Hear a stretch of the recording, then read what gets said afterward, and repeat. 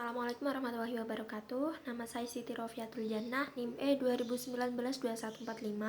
Saya dari kelas ES4. Di sini saya akan menanggapi sebuah video yang berjudul tentang ekonomi tertutup dengan kebijakan pemerintah, atau yang lebih dikenal dengan ekonomi tiga sektor. Baik, perekonomian tiga sektor adalah perekonomian yang meliputi kegiatan dalam sektor perusahaan, rumah tangga, dan pemerintah. Kemudian ada siklus perekonomian tiga sektor. Yang pertama dari ketiga sektor tersebut yaitu perusahaan, pemerintah, perusahaan, rumah tangga, juga pemerintah. Semuanya bisa jadi pengeluaran, juga bisa pendapatan. Yang pertama ada perusahaan, bisa jadi pengeluaran dengan membayar pajak kepada pemerintah.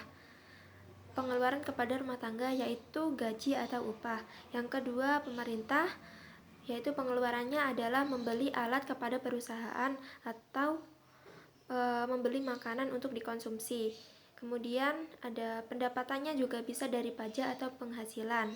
Kemudian yang ketiga ada rumah tangga sebagai pengeluaran, yaitu membeli produk kepada perusahaan. Adanya campur tangan pemerintah menimbulkan dua perubahan penting, yaitu yang pertama, pungutan pajak yang dilakukan pemerintah menambah pengeluaran agregat pada industri dan rumah tangga.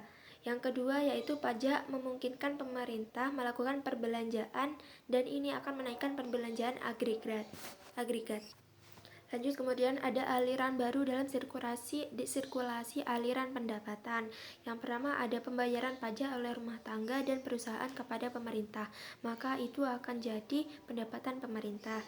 Yang kedua ada pengeluaran pemerintah ke sektor perusahaan, itu akan jadi pembelian barang dan jasa yang diproduksi perusahaan. Yang ketiga ada aliran pendapatan dari sektor pemerintah ke rumah tangga dan industri, itu akan jadi pembayaran atas, contohnya pembayaran atas penggunaan faktor-faktor produksi rumah tangga dan industri oleh pemerintah.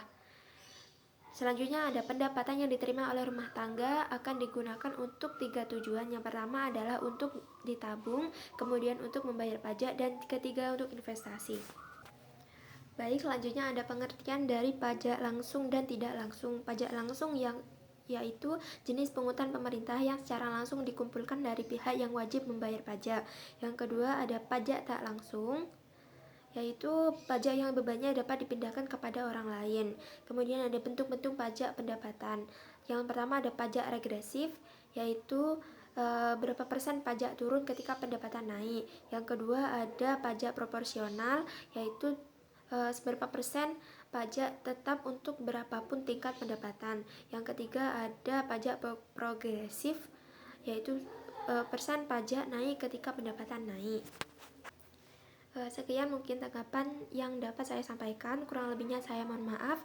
Wassalamualaikum warahmatullahi wabarakatuh.